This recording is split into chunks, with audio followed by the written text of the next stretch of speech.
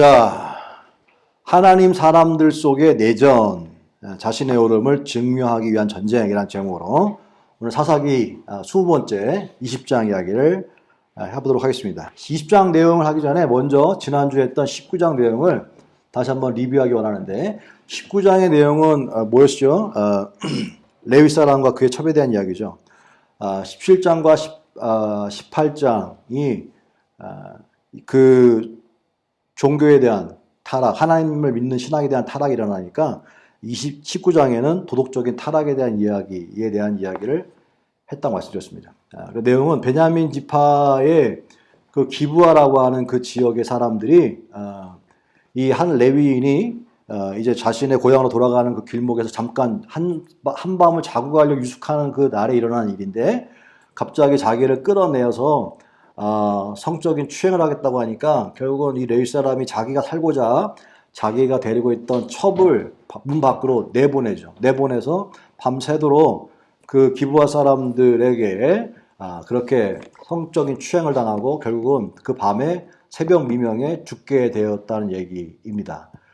그래서 아침에 일어났을 때 죽은 시신이 된 자기의 첩을 나귀 태우고 집에 돌아와서 그 여인을 12토막으로 내가지고요. 12지파에게 다 보내서 자신이 당한 이 엄청난 억울한 일을 고발한 사건이 바로 19장에 대한 이야기다라고 이야기했습니다. 이 이야기를 통해서 우리가 깨달은 것 중에 하나가 결국 인간이 얼마나 완악한지에 대한 이야기입니다. 그리고 또 결정적인 순간에 자기가 살겠다고, 사람들은 그죠? 자기가 살겠다고 결국은 다른 사람을 희생양으로 내어보내는 그런 것이 세상 아닙니까? 예를 들어서 큰 풍랑이 일어났는데 구명조끼가 하나밖에 없다고 생각해봐요. 그런데 조끼가 하나밖에 없는데 사람들은 5명 있어요. 근데 그거를 어떻게 하겠어요? 자기가 안 갖고 누구를 줄 수 있는 사람이 얼마나 되겠습니까? 안타깝지만 아프지만 결국은 자기가 살아야 되니까 아마 자기가 가질 것입니다. 그게 인생이에요. 그런데 이 속에서 우리가 예수님의 모습을 보여주죠. 이 19장에서는 자기가 살겠다고 자기가 데리고 있던 그 첩을 문 밖으로 내보내서 나가면 어떤 일이 벌어질 걸 뻔히 알면서도 외면한 채 내보내는 그런 인간적인 이 추악한 모습 속에서 예수님은 친히 우리가 나가야 되는데 나가서 그렇게 밤새도록 수치와 모욕과 부끄러움과 그런 엄청난 고통을 당해야 되는데 예수님이 친히 문 밖에 나가서 그 모든 고통을 그런 수치와 부끄러움을 다 당했다. 그게 뭐냐? 은혜다. 그것으로 인해서 안에 있는 사람은 살게 되는 거잖아요. 그 예수님 때문에 문 밖에 나가서 우는 사자와 같이 삼킬자를 찾고 있는 그 사자와 같은 곳에서 예수님이 던져졌고 그것으로 인해서 우리가 감사하게 생명을 연장한 채 살고 있는 것이다. 그 은혜에 대한 얘기를 했어요. 우리에게는 선한 것이 없습니다. 성경 로마서에도요, 인간은 선한 것이 없다라고 얘기합니다. 그런데 살 수 있는 것은 무엇이냐? 바로 은혜인 거예요. 은혜. 아무리 우리가 노력하고 애써도 우리는 잠깐 될지 몰라도 또 넘어집니다. 그래서 결국은 살을 수 있는 게 뭐냐? 은혜라는 사실, 은혜. 그 은혜를 잊지 말아야 한다는 것이죠. 그 얘기를 19장의 내용을 통해서 우리가 깨달았어요. 그럼 오늘 20장은 뭐냐?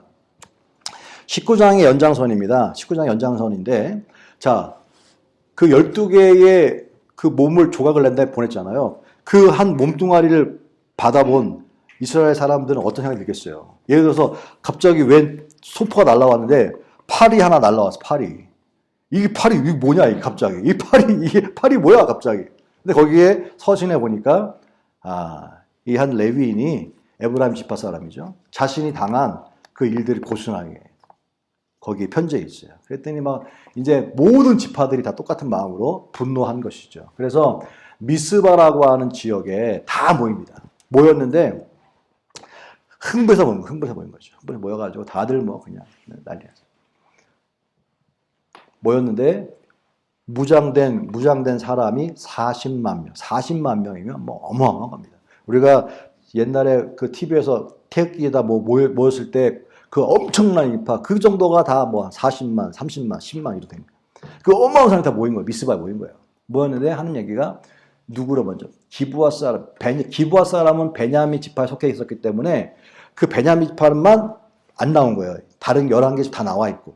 그러니까 베냐민 지파 사람 중에서 처음에는 기브아 사람들을 보내라. 그래서 똑같이 해주겠다. 눈에는 네 예의. 그랬더니 베냐민 지파에서 기브아 사람들을 안 보냅니다. 안 보내고 40만 명이나 모였는데 전쟁 안 나오면 우리가 쳐들어간다 그죠? 40만 명이나 모였는데 실질적으로 그들은 베냐민 사람들은 모았더니 2만 6천 명이었어요. 2만 6천 명. 2만 6천 명 40만 명 뭐 어마어마한 게임이 안 돼 사실 숫자가 게임이 안 됩니다. 근데 싸워보겠다고 안 갑니다. 버티는 거죠. 안 가겠다. 근데 베냐민 지파는 왜냐? 왼손잡이 베냐민 지파 사람들은 왼손잡이가 많았는데 이 왼손을 쓰는 사람이 많았어요. 그 숫자가 작아도 해볼만 하다라는 생각을 가졌나 봐요. 그래서 안 모으니까 전쟁을 하게 됩니다. 근데 이 사람들이 이스라엘 연합군이죠. 연합군 사람들이 40만 명 가지고 그냥 가면 되는데 하나님께 하나님 어떻게 할까요? 누가 올라갈까요? 하나님께 물어봅니다. 그래서 하나님이 유다가 먼저 가라. 유다 지파 먼저 가라. 유다가 나갔어요. 나갔는데 웬걸 40만 명 중 유다 지파 올라갔는데 베냐민한테 깨집니다. 져요. 그러니까 돌아왔어요. 돌아와가지고 이게 뭐지? 분명히 기도하고 왔는데 이게 뭐야? 당황스러워요. 또 베냐민은 아주 더 의기양양하겠죠. 다시 하나님께 울며 기도합니다. 하나님 어떻게 됩니까? 다시 올라가. 또 올라갔어요? 또 깨졌어요. 야, 그 조그만 지파 하나를 못 이겨요. 세 번째, 더 많이 금식하며 울며 부르십니다. 하나님 어떻게 합니까?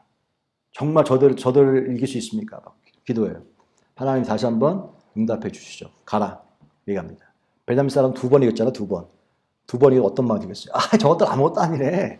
아무것도 아니네. 이번에 당연히 세 번째 올라왔을 때 이길 줄 알았어요. 베냐민 사람들은. 당연히 이게 2번 이겼습니까? 근데 세 번째는 다른 방법으로 왔어요. 다른 방법. 매복이라고 하는 방법 썼어요. 그리고 결국은 이 2만 6천 명 가운데 모두 약 400명을 뺀 제외한 모든 사람들을 다 죽여버립니다. 400명은 뭔지 도망갔어요. 그리고 완전히 한 지파를 초토화시켜버립니다. 그리고 죽었으니까 뭐가 있지? 성읍이 있을 거 아닙니까? 군사 다 죽였으니까. 그래서 베냐민 지파 사람들의 성읍에 가가지고 성읍에 있는 모든 성읍을 다 불태워버리고 거기에 있는 일반 시민들을 다 죽여버립니다.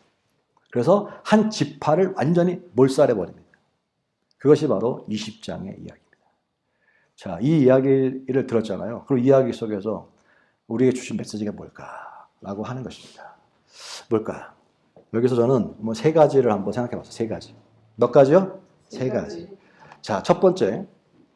이 4절부터 5절까지 읽었을 때 이 레위인의 증언입니다. 사람들이 다 이스라엘 연합군이 모여가지고 레위인을 불렀어요. 마지막 최종 진술해라. 어떤 일이 일어났냐라고 얘기하는 거예요. 그랬더니 마지막 이 레위인이 말을 하기를 자신이 당한 일을 고스란히 얘기하는데 똑같이 얘기하지 않고요. 여기 봤더니 자 어떻게 했는지 우리에게 말하라. 3절에 보니까 했어요. 4절 5절의 이야기는 레위 사람 곧 죽임을 당한 여인의 남편이 대답하여 이르되 하고 얘기하는 거예요. 내가 내 첩과 더불어 베냐민에 속한 기브아에 유숙하러 갔더니 기브아 사람들이 나를 치러 일어나서 밤에 내가 묵고 있던 집을 에워싸고 나를 죽이려 하고 내 첩을 욕보여 그를 죽게 한지라 라고 이야기했습니다.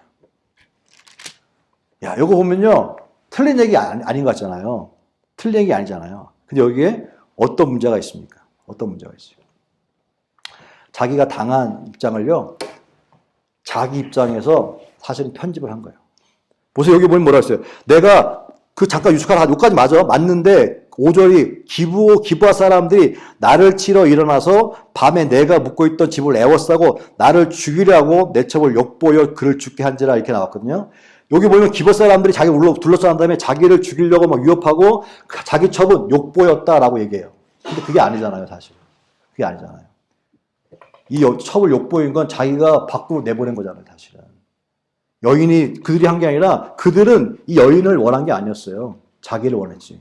그런데 자기가 대신 내보내고 그 다음에 자기는 밤새도록 자기의 첩이 밤새도록 욕을 당하고 거기서 수출당하고 성적인 폭행을 당하고 있을 때 자기는 뭐 하고 있었어요? 그냥 자고 있었던 거야. 관심 없이.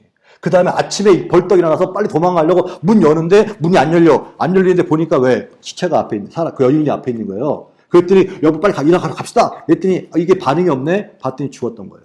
이게 팩트인데 어떻게 그 얘기는 다 빼버리고 기부아 사람들이 자기를 위협하고 그 다음에 자기 첩을 욕보여 죽였습니다. 라고만 얘기한 거예요. 이게 뭘 얘기하고 있냐면 기부아 사람들이 잘못한 게 맞아요. 맞지만 그런데 그 고발하고 있지만 정작 자신이 행한 레위인은 첩이 있으면 안 되는 사람 아니군요. 하나님 성전이라는 사람이기 때문에. 그런데 레위인은 자기도 그런 일을 해. 자기가 하고 있는 죄는 아무것도 또 그것도 자기의 첩을 또 내보냈잖아요. 이런 자기가 행한 모든 죄는 다 말하지 않고 오직 기부아 사람들이 한 행위만 가지고 말을 하고 있는 상황을 보여주고 있어요. 자, 이 이야기 때문에 결국은 이 40만의 사람들은 불을 띠려. 이런 나쁜 놈 새끼가 있나, 진짜 막. 그럼 일어나가지고, 어떻게 이런 일이 감히, 누구는 이방 사람이 아니잖아요. 베냐민 지파는 어떻게 하나님을 믿는 사람이 이런 짓을 하고 있어. 이 나쁜 놈들 말이야. 가만두면 안 돼, 저런 것들. 징계해버려야지. 라고 저들의 마음에 불을 지르게 된 게 레위의 말이에요. 이 말 때문에. 불을 지게 된 것입니다. 여기에서 우리가 깨닫게 되는 게 뭐냐? 예수님의 말씀이에요. 뭐냐? 마태복음 7장 3절에 보면 어찌하여 형제의 눈 속에 있는 티는 보고 내 눈 속에 있는 들보는 깨닫지 못하느냐라고 말하는 것입니다. 이유가 뭐냐면요. 나중에 두 번째 얘기할 것에 하나님이 대부분 성경 지금까지 쭉 읽어보면요. 하나님이 올라가라 뭐 하라 그러면요. 하나님께 일단 물어보고 하나님이 가라 그러면 무조건 그 전쟁은 100% 승리야 사실은. 근데 분명히 하나님께서 가라 그랬는데 졌단 말이에요. 이상하잖아. 분명히 물어봤는데 가라 그랬는데 졌단 말이에요. 여기에는 뭔가 숨은 의도가 있었다고 하는 거예요. 하나님은 이스라엘의 이 내전을 원하지 않았어요. 지금 이스라엘이 지금 하나님을 믿는 사람끼리 서로 싸우고 있는 거예요, 사실. 베냐민도 하나님 믿는 사람이고, 그죠? 이스라엘 다른 지파도 하나님 믿는 사람들끼리 싸움을 하고 있는 거예요. 근데 이 싸움을 하고 있는데 저는 나쁜 놈 새끼, 저거 가만두면 안 돼, 하나님 이름으로. 근데 여기에서의 문제는 뭐냐면 우리가 교회 안에서 마찬가지고 또 믿는 사람들끼리 분쟁이 날 수 있지 않습니까? 그때에 대부분 보면 특히 하나님 믿는 사람이 저런 일을 할 수 있어 막 손가락질 할 수 있잖아요. 근데 그게 틀린 게 아니잖아요. 그걸 갖다 우리 의분이라래. 근데 예수님께서는 뭐냐면 들보와 그 다음에 티에 대한 얘기를 합니다. 들보와 티. 자, 이게 보면요. 한국은 들보라고 얘기하지만 들보는 기하장 같은 건데 영어로 보면 들보라고 하는 이렇게 긴 막대기 같은 거 말해요. 저거 크잖아 저게. 근데 티는 조그만 거잖아요. 다른 사람의 성경에 보니까 예수님이 말씀하신 다른 사람의 것은 티야, 조그만 거야. 내 거는 엄청 크다는 거예요. 이걸 알라는 거예요. 내 거는 엄청 크고 다른 사람 거는 조그만 거예요. 근데 이게 왜 그럴까요? 다른 사람 거는 잘 안 보이잖아요. 그거밖에 안 보이잖아요, 사실. 내 거는 나는 다 알잖아. 자기는 자기가 뭘 하고 있는지 다 알잖아요, 사실은. 그러니까 뭐가 더 크겠어요? 다른 사람이 짓는 죄가 크겠어요? 내가 짓는 게 크겠어요? 내가 짓는 게 크죠. 내가 짓는 게 크지. 왜냐면 나는 다 알고 있으니까 안 보일 뿐인 거잖아요, 사실. 그래서 나는 들보고 다른 사람 거는 티다라고 얘기하는 거예요. 티다 얘기하는 거예요. 자, 여기서 보면 그러면 예수님께서 남을 나보다 낮게 여겨라 라고 이야기했잖아요. 그죠? 남을 나보다 낮게 여겨라. 그리고 그 남을 나보다 낮게 여기라고 하는 것은 뭐냐면 바로 겸손이에요. 겸손. 그리고 나를 남보다 낮게 여기는 걸 뭐라 그러냐면 교만이라고 하는 것입니다. 빌립보서 2장 5절에 보면 한번 따라 읽어볼까요? 시작. 너희 안에 이 마음을 품으라. 곧 예수 그리스도의 마음이니 그는 근본 하나님의 본체시나 하나님과 동등됨을 취할 것을 여기지 아니하고 오히려 자기를 비우고 낮추시고 죽기까지 복종하셨으니 그랬어요. 자, 들보와 그 티에 얘기했을 때 항상 우리는요 내 잘못이 더 크다는 걸 잊지 말아야 되는 거예요. 자, 여기서 지금 40만의 사람들은 이스라엘 공동체는 다 뭐냐면 어떻게 베냐민 지파 가운데 기부아 사람들이 한 행위는 정말 어마어마한 잘못이죠, 사실. 근데 그걸 보면서 이 나쁜 놈 자식들하고 막 일어나고 있는데 사실은 어떻게 그렇게 손가락질하고 있는 그 사람들, 물론 기버 사람들이 한 행위는 비판받아야 마땅하지만 그렇게 이것을 소리치고 있는 사람들, 그 사람들의 죄는 뭐예요? 하나님이 볼 때는 네게 더 커라고 얘기해요. 그때는 뭐냐면 일어설 게 아니라 뭘 하라는 거예요? 회개해야 되는 거예요, 사실은. 지금 이 사사기 시대는 왕이 없는 시대, 왕이 있지만 이게 모양은 있는데 능력을 부인하는 시대 아닙니까? 그런 시대에 얼마나 우리 이렇게 하나님 믿는 사람들이 이렇게 된 행위는 바로 우리에게 타락된 믿음이라고 미스바에 모여서 회개할 일이지 전쟁을 선포할 일이 아니라는 거예요. 그리고 예수님 그 들보와 티에 대한 얘기를 통해서 깨닫게 되는 거냐면 나는 이만큼 커 죄가 저는 요만큼이 안 보여. 그 얘기는 뭐냐면 크기 때문에 어떻게 돼요? 사람은 겸손해지게 되는 거예요. 다른 사람을 나보다 낫다 그래도. 당신 나보다 better than me. 근데 내가 better than you 하면 교만. 자, 교만과 비슷한 다른 말을 뭐라고 하면 외식이라고 그러는 거예요. 겸손이라고 하는 말의 다른 말은 뭐냐면 사랑이라고 얘기하는 거예요. 그리고 이 겸손이라고 하는 말을 예수님께서 특히 보였잖아요. 하늘에 계신 그분이 이 땅 이방을 품어라. 하늘 보좌를 버리시고 낮은 곳에 오신 거. 이거 겸손이라고 해요. 겸손. 이 겸손은 뭐예요? 결국 사랑이잖아, 사랑이란 말. 그리고 여기 밑에 뭐가 있어요? 예수님이 있는 거예요. 근데 반면에 내가 좀 낫지 그래도 나도 나쁜 놈이지만 너보다 나아 내가 라고 하는 게 교만이에요, 사실. 교만이고 거기에 뭐예요? 자기가 중심인 거예요. 자기가 중심이 기준이에요. 근데 예수님이 기준이 되면은 얘보다는 좀 날 수 있지만 하나님 앞에서는 내가 더 커 보이게 되는 거예요, 사실 죄가. 근데 이게 내가 좀 더 낫지라고 하는 건 하나님이 아닌 자기가 기준이고 그 밑바닥에 뭐가 있냐면 사단인 거예요, 사실. 영적인 전쟁의 사실이었어요.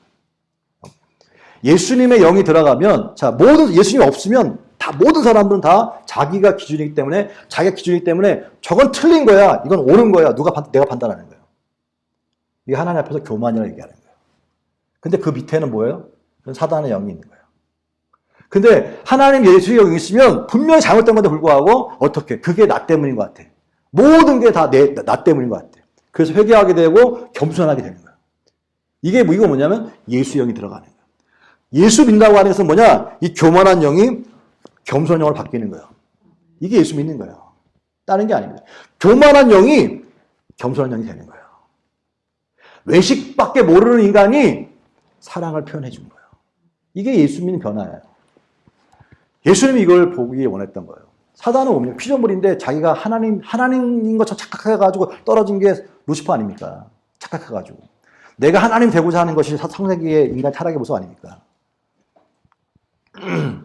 두 번째로 10절에 보면 그 무리가 이스라엘 중에서 망령된 일을 행한 대로 징계하게 하니라 그랬어요. 누가? 그 무리가. 그 무리가 누구예요?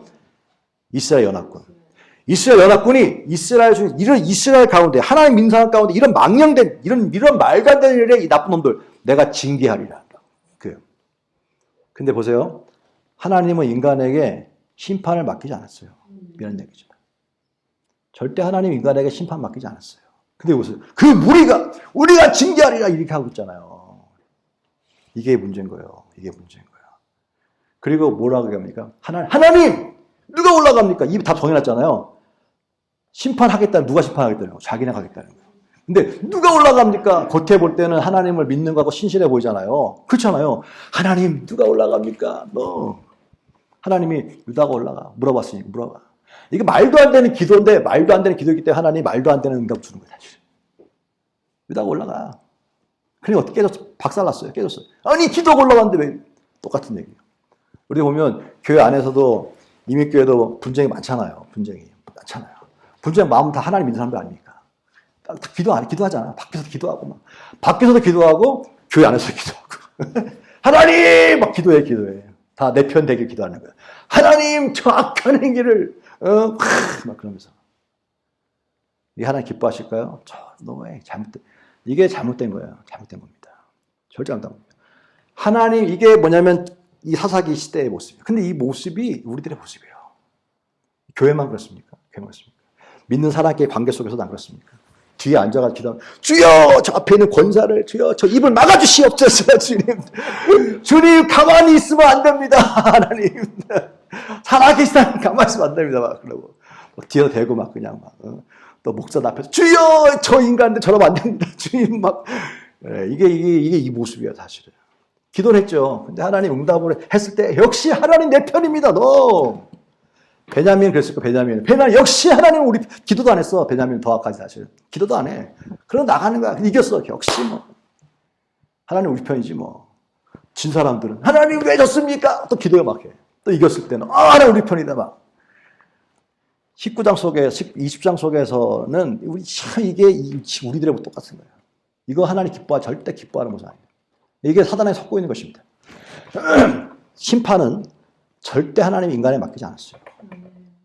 심판은 하나님만 하시는 거예요.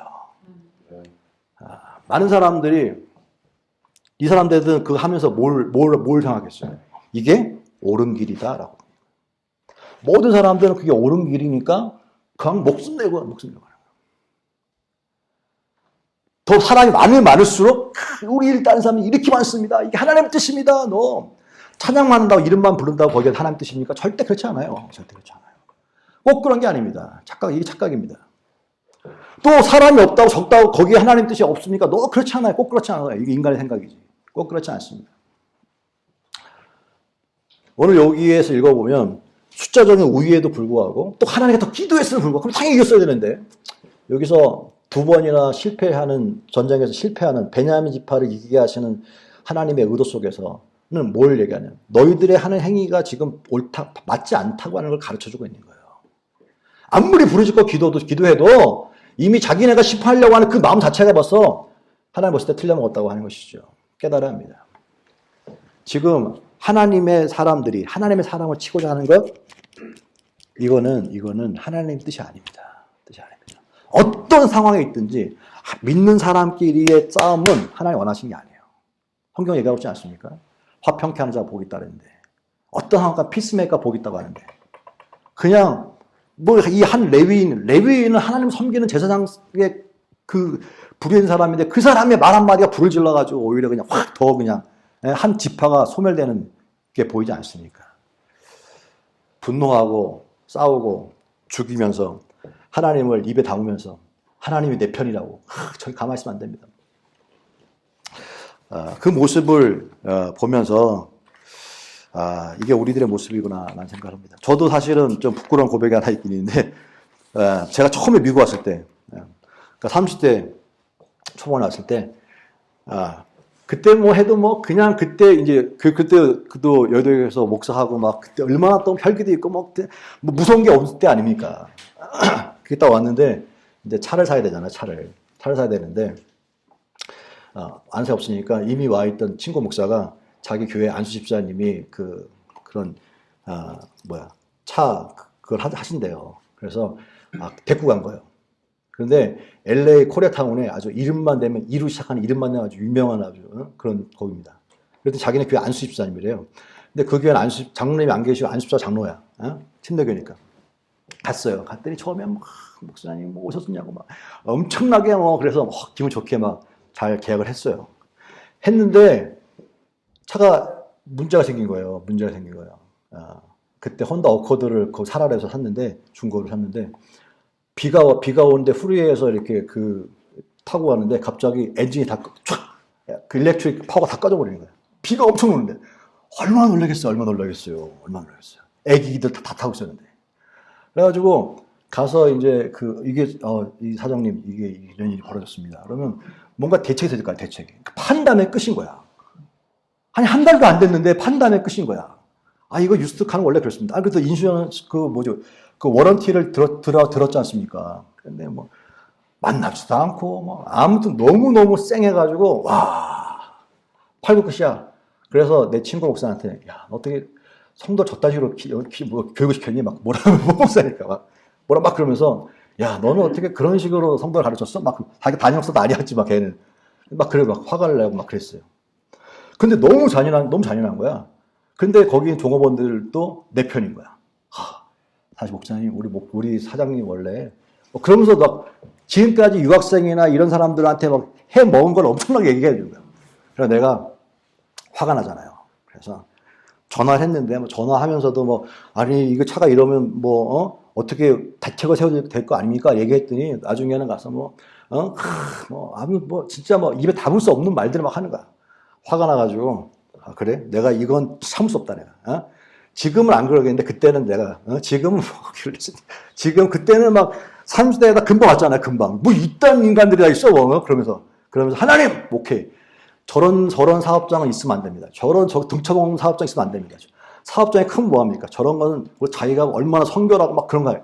저딴 성결은 받지도 않을 거다. 하나님, 저 사업장이 망하든지, 내가 하나님, 목사를 그만두든지, 둘 중에 하나를. 저게 안 망하면 하나님 없는 겁니다. 진짜. 둘 중에 하나 하겠다. 내가 그리고 그분한테 그랬어요. 오케이. 오늘부터 기도하는데, 하나님 살아계시면 당신 사업장이 망하는 게 정상이고, 그게 안 당한다. 그러면 하나님 없는 거니까 나 목사 그만둔다. 막 그렇게 했어요, 막. 그때만 혈기가 장난이 아니었지. 셌지. 하나님! 진짜 기도한 거야. 진짜 기도한 거야. 하나님! 저런 인간들이 얼마나 많은 사람들의 피눈물을 빼가면서 저런 성교가 무슨 의미가 있으며 저런 간증이 무슨 의미가 있습니까? 막 텔레비에 광고 나오는 거 보고 주님 역겹습니다. 진짜 막 심하게 얘기해가지고. 그런데 나중에 그 기도를 들었는지 어떤지 몰라도 전화 왔더라고요. 와가지고 목사님 갑자기 전화 와가지고 결국은 차를 바꿔주고 자연스럽게 했어요. 사실은 바꿔준 게 아니라 그때 그 차가 일렉트릭 프로브럼이 있어서 리콜이 된 차래요. 그렇다고 혼다에서 그걸 다 불러가가지고 공짜로 다 됐어요. 돈이 안 들었잖아. 해주면 되는 거라 딱 관심 없다가 하도 그러니까 이제 해보니까 리콜 차야. 그러니까 돈이 하나도 안 드는 거지. 그래서 해줬어요. 아무튼 그래서 나중에 그 차가 정리가 됐는데 이 얘기가 뭐냐면 똑같은 얘기라고 해요. 지금 생각하면 하나님이 기뻐하는 게 아니에요. 아무리 내가 억울해도 기뻐하니까. 그런데 그런 게 많거든, 사실은. 억울하니까 어떻게 하나님 인사는 저럴 수 있습니까? 하나님 막 그때는 내가 의로운 거죠. 그래서 내가 의로운 거잖아요. 근데 이런 게 다반사를 합니다. 예수 믿는 사람이 어떻게 저런 짓을 할 수 있어? 막 흥분하잖아요, 사실은. 근데 성경에 보면 이게 똑같은 모습이에요, 사실은. 다른 모습이 아닙니다.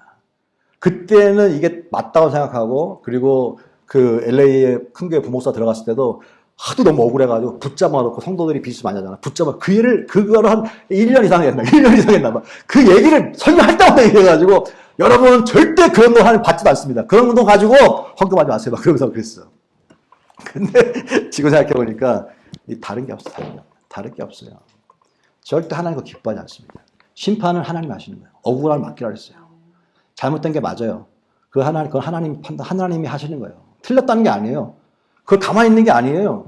당연히 틀린 거죠, 당연히. 그럼 안 되죠, 사실은. 그런데 그것은 너의 그 원한을 하나님께 맡겨라. 그 저주는 하나님이 하십니다. 그리고 너는 선으로 갚아라. 그래서 자꾸 사단은 거기다 막 하게 되고 막 그러니까요. 그때 한 3개월 동안 진짜 유학생으로 처음 왔는데 3개월 동안 아무것도 없었어요. 그때 스트레스 받아가지고. 맨날 그거 싸우느냐고 3개월 동안 진짜 아무것도 없어요. 시간 낭비, 돈 낭비, 진짜 시간씩 지나고 보니까 사단에 속는 겁니다. 마음도 상하고 막 진짜. 사람들이 다 한국 사람들 다 이렇게 보니까 다 사기꾼 같아. 처음 왔을 때는. 그래서 그때는 한 번도 교회만 갔지 코리아타운 한 번도 내려간 적이 없어요. 진짜. 그 정도로 사람들이 무섭더라고요. 근데 이게 하나님 원하신 게 아니에요. 깨달아야 됩니다. 분노하고 싸우는 거 절대 하나님 뜻이 아닙니다. 아무리 그 의로움이 아닙니다.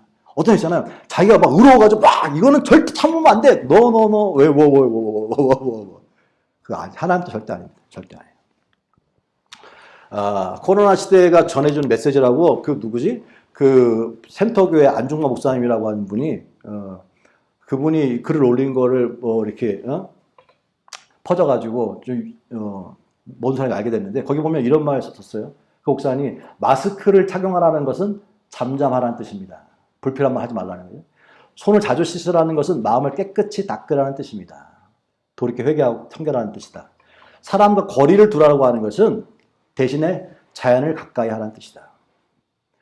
대면 예배를 하지 말라는 것은 언제 어디서나 하나님을 바라보라는 것이다. 집합을 하지 말라는 것은 모여서 선동하거나 힘자랑하지 말고 사람이 그리운 사람들의 벗이 되라는 것이다. 소외된 사람들과 함께하라는 뜻이다. 아멘. 저는 이걸 보면서 똑같은 얘기거든요. 자, 보세요. 반응을 볼 때 어떻게 교회를 막습니까? 어떻게 예배를 막어? 이 나쁜 놈들을 막고 싸우는 사람 있잖아요. 싸울 수 있어요. 절대 하는 게 아닙니다. 근데 한편으로는 그걸 하긴 하는데 힘이 없어서 한 게 아니라 분명한 이유를 갖는 거예요. 대면 예배를 하지 말라는 것은. 모여서 힘자랑하지 말고 소외된 사람 찾아가는 것이다. 손을 씻으라는 것은 그 죄를 씻으라는 것이다. 이렇게 그 상황을 하나님의 나한테 돌리고 하나님 안에 돌리는 것, 이것이 뭐라 하나님의 뜻이라고 하는 사실이에요. 이게 은혜인 거예요. 이게 은혜. 우리는 너무 표면적으로 그 반응을 즉각적으로 보이면서 절대 그게 20장은 하나님의 뜻이 아니라고 얘기하는 거예요. 뜻이 아니라고 얘기하는 것이에요. 세 번째로 보니까 22절에 이스라엘 사람들이 스스로 용기를 내어 첫날 전열을 갖추었던 곳에서 다시 전열을 갖추니라. 우리가 싸우리니까 뭐 이런 얘기거든요. 그래서 스스로 용기를 내어라고 하는. 자, 스스로 용기를 내어. 저 두 번의 실패에도 불구하고 두 번의 이스라엘 연합군은 포기하지 않아요. 포기하지 않고 세 번째 전쟁을 준비합니다. 전쟁을 준비하는데 거기서 보니까 이스라엘 백성들이 하나님께 올라가서 울며 26절에 울며 여호와 앞에 앉아서 날이 저물도록 금식하고 번제와 화목제를 여호와 앞에 드리고 이스라엘 자손 여호와께 물으니라 그랬어요. 이렇게 막 물어봤는데 하나님께 물어봤을 때 하나님의 뜻을 구한 게 아니라 뭐예요? 자신의 옳음을 증명하고 싶었던 거예요. 자, 이스라엘 지금 연합군의 사람들은요, 하나님 앞에 울며 밤새도록 기도하며 하나님 올라오시. 이거는 하나님의 뜻을 구하는 게 아니라 두 번 졌잖아요. 두 번 졌음에도 불구하고 저런 인간들랑 졌다는 게 더 화가 나기도 하고, 이거는 저도 우리가 다 죽어도 그냥 포기하면 안 돼. 이거는 막 그렇게 왜 내가 옳다고 하는 것을 증명하기 위해서. 내가 옳다고 하는 증명하기 위해서. 베냐민도 마찬가지입니다. 베냐민도 저것들이 다 연합해서 해. 그래 한번 해봐. 그래 해봐. 니네나 나 우리 똑같은 거 아니야? 막 그렇게 하는 거예요. 서로가 전쟁하는데 다 뭡니까? 자기의 옳음을 증명하기 위해서 전쟁하고 있는 거예요. 자, 교회에서 싸우든지 성도 간에 싸울 때 다 뭡니까? 내가 가만 안 있어. 막. 저도 마찬가지잖아요. 부끄러운 과거를 얘기하는 이유가 뭡니까? 이건 내가 옳은 거야. 내 옳음을 입증하기 위해서라도 하나님 기도하는 거야. 내 옳음을 입증하기 위해서. 이게 중요해요. 내 옳음을 입증하기 위해서 과격하게 가만히 있으면 안 돼. 진짜 막 근데 로마서 12장 19절에 이렇게 얘기합니다. 내 사랑하는 자들아 너희가 친히 원수 갚지 말고 하나님의 진노하심에 맡기라. 하나님의 진노하심에 맡기라. 기록하실 때 원수 갚는 것이 내게 있으니 내가 갚으리라 하고 주께서 말씀하시니라. 할렐루야. 보았더니요. 내가 돌아보니까 그때는 그게 맞다 생각했는데 돌아보니까 그렇구나. 하나님의 뜻은 그렇구나. 여러분 내가 옳다고 내가 옳음을 입증하기 위해서 막 기도하며 하나님 앞에 엎드려 막 가만히 싸우는 거 이게 대부분 사람들의 모습이거든요. 그래서 지금도 한국은 다 이념으로 갈라진 거 아닙니까? 모여가서 막 광장에 안 나가면 저거는 다 비굴한 저거 뭐 말도 안 되는 사람들이야. 태극기 들고 나가 있어야 되는 거예요, 사실. 나가서 막 거기서 막 부르짖고 기도하고 막 뭐 해야지만 국가 사랑하고 교회 사랑하는 것이지 교회에서 아무것도 안 하는 것은 저런 나약한 빠진 사람들 막 숨어있는 사람들과. 성경은 뭘 가르치셨을까? 여러분 성경은 이렇게 얘기합니다. 왜 그들의 옳음을 성경에 너가 그렇게 또 인용해 여호수아가 한 얘기죠. 내가 하나님과 내 집과 나와 내 집은 여호와만 섬기겠다라고 막 죽는 한이 있어서 끌려간다 할지라도. 근데 성경을 가만히 이번에 읽어보니까요. 내 옳음을 입증하는 그렇게 하는 게 아니야. 내 옳음을 입증하는 것은요. 사랑을 하는 거예요. 따라서 내 옳음의 입증은 사랑으로 하는 것이다. 결국은 사랑이에요. 왜 그러냐면요. 사람들에게 진리를 말하면 사람들은 그 반응이 둘 중에 하나입니다. 받아들이거나 아니면 거부하거나. 그럼 우리는 어떻게 되냐면요. 거부하거나 받아들이지 둘 중에 하나죠. 갈등이죠, 항상. 항상 뭐 하든지 갈등은 늘 존재합니다. 존재하는데 그때에 필요한 게 뭐냐면 바로 사랑하는 마음이에요. 사랑하는 마음. 예수님도 할 때 반응이 뭡니까? 적대하는 사람들. 그죠? 근데 그들과 광장에서 예수님을 따르는 사람들 얼마나 많았어요. 그죠? 그 사람들 끌고 와가지고 예루살렘 입성해가지고 끌고 왔잖아요. 엄청난 사람들이 끌고 왔잖아요. 예루살렘 긴장하고 있었어요. 자, 이 사람들과 함께 자, 로마 타도 유대인 해방뿐만 아니라 자, 이런 것을 한 것이 아니라 거기서 뭐 했어요? 그들은 뭘 요구했습니까? 드디어 예수님을 앞에 세워놓고 우리가 미스바에 다 모였던 것처럼 저들의 완악함을, 하나님을 모르는 저들의 인간들을 다, 또 하나님을 알고 있는 제사장급이라든가 다 그들을 어떻게 무너뜨리는 것이, 저런 인간들은 종교 지도자가 아닙니다. 저 무너뜨려야 됩니다. 라고 가야 되는데 예수님 어떻게 했어요? 그렇게 안 했잖아요. 사랑으로. 그게 차이예요. 그게 사랑으로 당신의 오름을 입증했어요. 사랑으로. 이게 은혜예요. 내 오름을 입증하기 위해서 할 수 있는 많은 행동들이 있는데 성경은 그 입증은 뭐냐? 사랑으로. 관용으로. 온유함으로. 이게 바로 뭐냐면 인간에게 없어요. 그게 뭡니까? 예수님의 여기지. 너는 이 마음을 품어라. 이것이 바로 예수님의 말. 이것이 주님 원하시는 모습이구나 하는 거죠.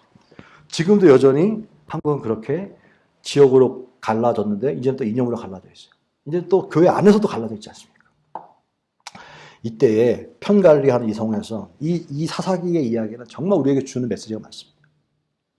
믿는 사람끼리 믿음 안에서 패가 갈라지는 걸 절대 원하지 않아요. 마치 베냐민 사람과 그 다음에 이스라엘 연합군과 함께 싸우는 거. 이게 싸우는 거 원하지 않아요. 하나님 원하는 뜻이 아닙니다. 원하는 뜻이 아니에요. 여기에서 중요한 것은 뭐라 했어요? 자기 자신에게. 두립보. 나는 있다만 한데. 거기서 뭐 소리 지르는 사람들이 자기는 뭐 요만큼 이사람 커 보이는 거 그렇지 않아요. 내게 크다는 걸 잊지 마라. 그게 겸손이에요. 내 크다 겸손이에요. 그게 바로 뭐냐. 그러니까 어떻게? 사랑하는 거예요. 나보다도. 왜? 나보다 내가 더 큰데 뭐. 누구 정죄하겠습니까? 그래서 내가 할 수 있는 게 뭡니까? 겸손이고 사랑이고요. 불쌍히 여기는 마음이고요. 불쌍히 여기니까 그 사람이 안 바뀌면 걱정하지 말아요. 하나님 하신다니까. 심판을 절대로 하나님이 사람에게 맡기지 않았어요. 근데 사람이 또 우리가 저거를 가만두면 안 돼. 그 하나님 사람들이 가만히 있으면 바보지. 너 사람에게 맡기지 않았어요.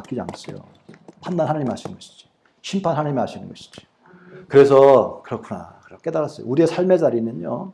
우리가 있는 자리는 우리의 오름을 입증하는 것이 아닙니다. 저 사람 틀린 거야. 그게 아니에요. 우리의 삶의 자리는 뭐냐? 바로 섬김과 사랑과 헌신으로 우리의 오름을 입증해야 되는 것입니다. 여러분, 우리가 옳다고 하는 것. 우리 어떻게 보면 신앙생활을 하면서 이렇게 예배, 코로나 시대에 이 대면 예배, 인펄슨으로 예배 드린다고 하는 거 대단한 믿음이죠. 오면서도 대녀 그런 얘기 했지만, 근데 또 오지 않는 사람도 있지 않습니까? 뭐, 온라인으로 예배 드리기도 하고, 또 온라인 예배 드린다고 하지만 사실 대부분 시간이 지나면 온라인도 예배, 미안한 얘기지만 팩트는 안 드립니다, 사실은. 그냥 틀어만 놓지, 틀어만 듣고만 있는 걸로 예배 드리는 생각하지, 나중에 또 그것도 이제 뭐 듣지도 않아. 그렇게 흘러가게 돼 있어요. 인간은 늘 편리를 쫓아가게 돼 있습니다. 처음에는 앉아서 그냥 옷도 제대로 입고, 그 다음에 똑같이 예배 드리는 것으로 막 시작하지만, 좀 시간이 지나면 대충 옷은 대충 입고, 그냥 쳐다보고 있다가, 또 시간이 지나면 그 대충 보는 것조차도 그냥 뭐 설거지 뭐 하면서 듣기만 하는 걸로 예배 드리다가 나중에 그것조차도 시간이 지났네. I'm sorry. 뭐 아무도 안 봤으니까. 이게 바로 점점 인간은 이렇게 편리한 데로 가게 돼 있는 거예요. 근데 그렇다고 해가지고 야 분명 물론 속 안에는 마지막 때 하나님께서 이제 알곡과 가라지를 구분할 수도 있지요. 그렇다고 해가지고 우리가 옳기 때문에 틀렸다고 하는 것을 싸움 같은 걸로, 말이나 이런 것들로 정죄해서는 하는 뜻이 아니라는 거예요. 아니라는 거예요. 우리가 이렇게 예배 드리고 하는 맞죠? 다 하나님 원하시는 것이죠? 그렇다고 해가지고, 그렇지 않은 사람들에서 같이 말로 싸우거나 어떤 그걸로 하는 것이 아니라 해야 되는 건 뭡니까? 기도하고, 사랑하고, 헌신하는 거예요. 겸손하는 거예요. 그때에 내 영혼이 일단은 건강해지고요. 내 신앙이 건강해지고요. 그 사람은 기도해주면 감사하게 돌아서면 너무 감사한 거고, 안 돌아서면 하나님이 판단하시는 거예요. 그래서 내 오름을 입증하기 위해서, 그래서 많거든요. 내 오름을 입증하기 위해서 내가 뭐 하겠다고 하는 거 교만이에요. 교만. 근데 이게 사사기 시대는 왕이 있지만 왕을 무시하던 시대거든요. 사실은 하나님이 계신데 하나님을 무시했기 때문에 자기들이 왕이 돼서 자기들이 다 하는 거예요. 그리고 하나님께 물어보는데 다 껍데기밖에 없으니까 하나님의 응답도 온전히 하게 주지 않는 거예요. 결론입니다. 자, 오늘 20장은 우리가 한데 뭘 줄까라고 하는데 세 가지를 나눠봤습니다. 이 레위인처럼 어떤 말을 할 때 자기 잘못이 있는데 자기 잘못을 쏙 빼버리고 남의 잘못만 더 부각시키는 그런 대화법. 어떤 얘기를 할 때 남의 잘못은 있던 만 크게 불 풀리고 자기는 쏙 빠지는 그런 세상 속에서 오늘 성경은 네 들보가 더 크다. 남의 것이 크게 보일 때 아니야. 네게 더 큰 거야. 그래서 그때 그 시각을 자신에게 두고 자신 연약함을 보고 겸손할 수 있는 사람. 자신 연약함을 보고 사랑과 긍휼을 베푸는 사람. 이런 마음을 가지라고 하는 것이 이 마음을 가지라는 주님의 뜻이라고 하는 사실을 깨닫게 되는 것이고요. 하나님이 없으면 교만해져요. 하나님이 없으면 자꾸 판단하게 되어지고 그 판단과 함께 어떻게 되냐면 자기가 기준이니까 자기가 중심적이니까 결국은 사람을 품지 못하고 정죄하고 판단하게 된다는 것이다. 근데 이 밑바닥에는 뭐냐면 하나님의 은혜의 영이 있는 것이 아니라 사단의 교만의 영이 들어가 있다는 거예요. 분리시키는 거예요. 또 한 가지가 절대 하나님은 사람에게 심판을 맡기지 않았다는 사실을 잊지 마세요. 꼭 기억하십시오. 잊지 마십시오. 로마 12장 19절에 있는 것처럼 친히 원수 갚지 말고 하나님의 진노하심에 맡겨드려라. 억울해도 맡겨라. 입장의 내전은 자신들의 옳음을 입증하기 위한 전쟁이었어요. 자신들의 옳음을 입증하기 위한 전쟁이었어요. 이게 틀린 거야. 옳고 그름을 내가 결정하는 게 아닙니다. 내가 하려고 하는 게 아니야. 내가 옳고 그름을 내가 하려고 하면 여기서 이런 사단이 나는 겁니다. 우리는 옳고 그름이 있지요. 그러나 옳고 그름을 증명하려고 내가 애쓰는 것이 아니라 나는 그 자리에서 뭘로 증명하려면 다른 거 말고요. 사랑으로, 헌신으로, 용서로 하라는 거예요. 여러분 요셉 보십시오. 요셉. 예? 요셉이 자기의 옳음을 증명하려고 했으면 어떻게 말도 안 되게 저렇게 나를 팔아먹은 인간은 또 팔아먹습니다. 저거 심판받아야 됩니다. 그렇게 판단하지 않았잖아요. 어떻게? 섬기 용서했지 않습니까? 그런 거 똑같은 거예요. 어떤 내가 보복하고 내가 정말 뭔가 바로 잡을 수 있는 힘이 있다 할지라도 바로 잡는 건 하나님의 권한이지. 내가 무슨 바로 잡겠어요.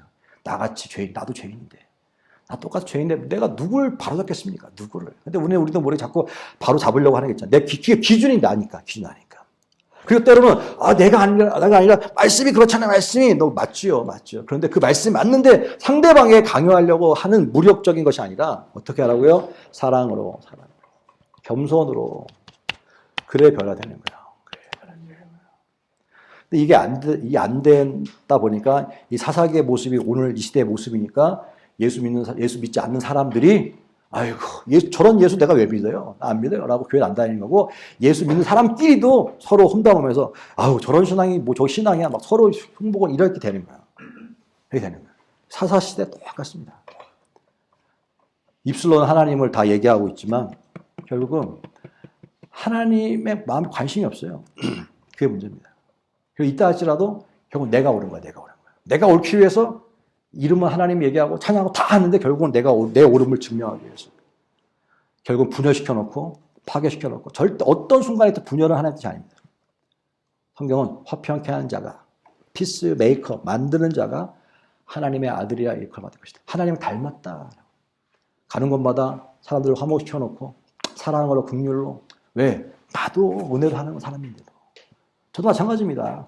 나도 은혜로 사람. 내가 기준이면 좀 날 수도 있어요. 도덕적으로. 그렇죠? 내가 기준이면. 내가 좀 날 수 있어. 그러나 하나님의 기준이 된 사람은 절대 날 수가 없습니다.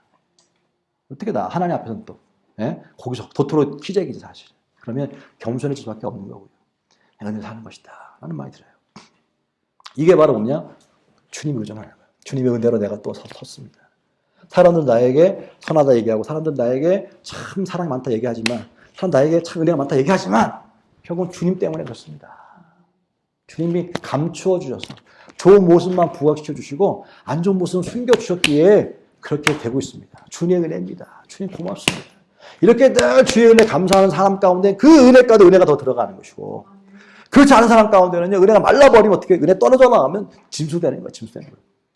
아무리 그냥 목회를 몇십 년 해도요 성령이 떨어져 나가면 그러면 짐수되는 겁니다. 그래서 어떻게 저런 일을 할 수 있어 목사님이 그게 나오는 거예요 사실. 여러분 타이틀이지 결국은 타이틀이 그 사람 되는 게 아닙니다. 성령께서 만져주시고 성령 은혜 가운데 있어야지만 사람꼴이 되는 거예요.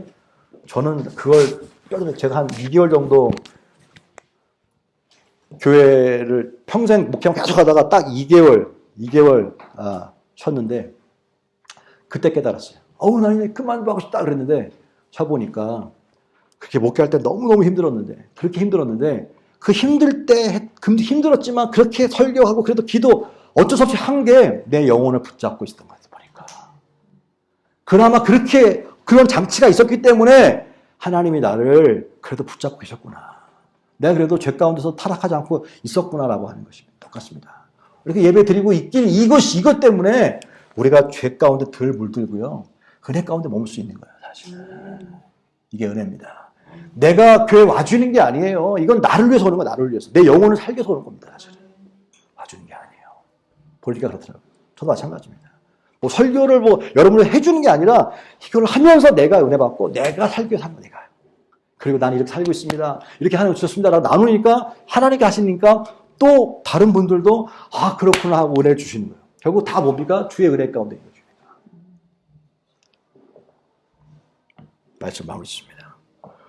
여러분, 우리 삶의 자리는요, 우리들의 옳음을 증명한 자리가 아니고 반대자의 틀림을 지적하는 자리도 아닙니다. 꼭 증명하고 싶다면 그것은 말이 아니라 폭력이 아니라 힘이 아니라 사랑으로 증명하기 바랍니다. 헌신으로 증명하기 바랍니다. 용서함으로 증명하기 바랍니다. 그때 주님의 선하심과 온자하심이 우리 삶을 통하여 드러나게 될 것입니다. 왕이 없는 사사시대의 모습이 우리의 모습인데 이때 우리들이 어디에 서 있는지 분별하고 하나님 원하시는 그런 삶으로 그 자리로 돌아갈 수 있는 저와 여러분 되시길 주여로 축복합니다. 기도하겠습니다.